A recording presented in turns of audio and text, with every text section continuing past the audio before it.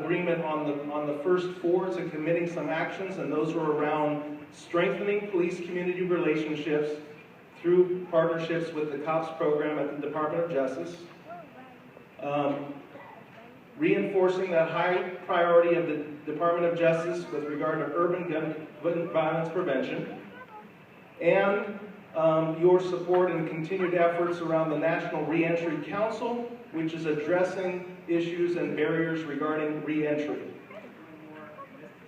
And doing more in this particular district with regard to working with local partners around barriers to reentry.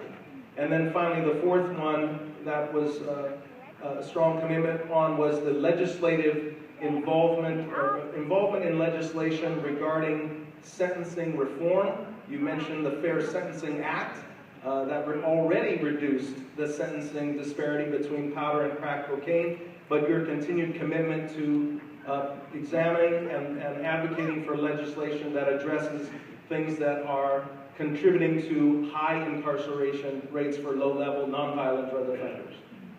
The two areas that we did not get a strong commitment to do anything from my perspective were around areas that did not have to do as much with the Department of Justice. Those were the demilitarization of police agencies, although you did say you would discuss that issue with the U.S. Attorney General.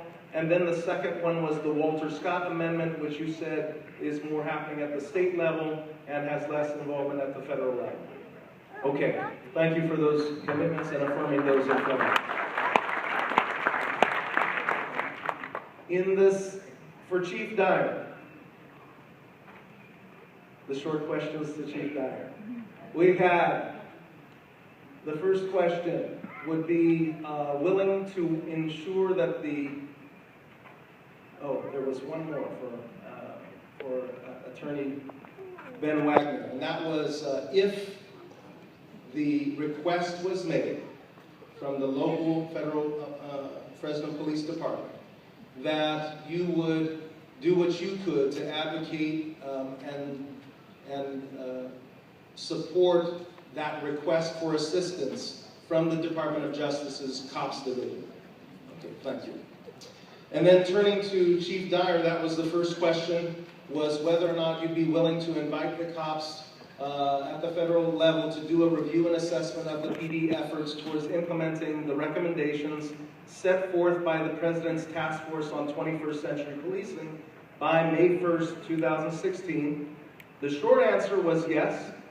The details were revealed of the close connections with some of the key players in that task force, and your own current mechanism of tracking through a spreadsheet the 62 recommendations and 92 action items and the ones that relate to your implementation at the local level.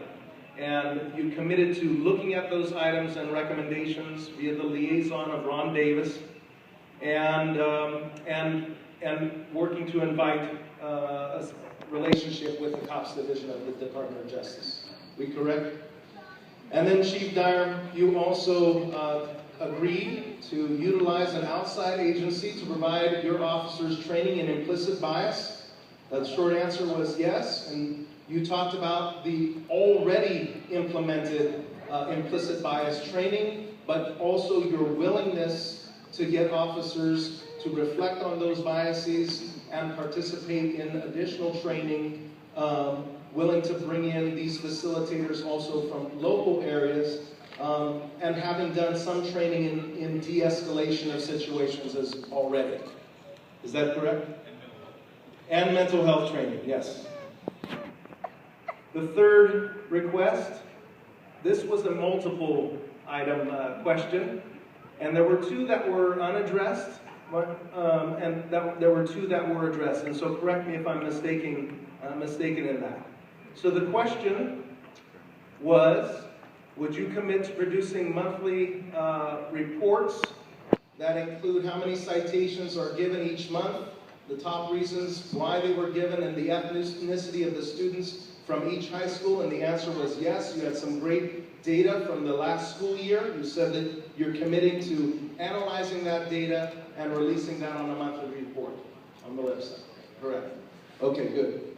Second was, and you also talked about this, your willingness to encourage the City of Fresno and the mayor to strengthen the Office of Independent Review by, the first one was requiring auditors to live locally. And just want to make sure I heard correctly, while you can't commit to supporting that per se, you are willing to be present with FIC representatives to present these concerns to the administration. Is that correct? Okay, good. And then with regard to internal affairs reports on officer-involved shootings being completed in 6 months, as you outlined, just to be correct, is that those are currently completed within 12 months due to a variety of issues beyond your control with regard to staffing at the district attorney's office and others. Your aim is to shoot to improve that to have it within 9 months. The 6th month may not be an obtainable goal because of the things beyond your control. May not be at this point. Okay.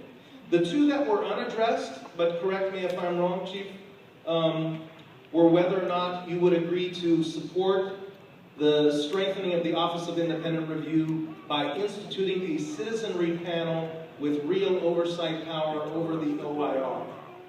Is that something you had addressed?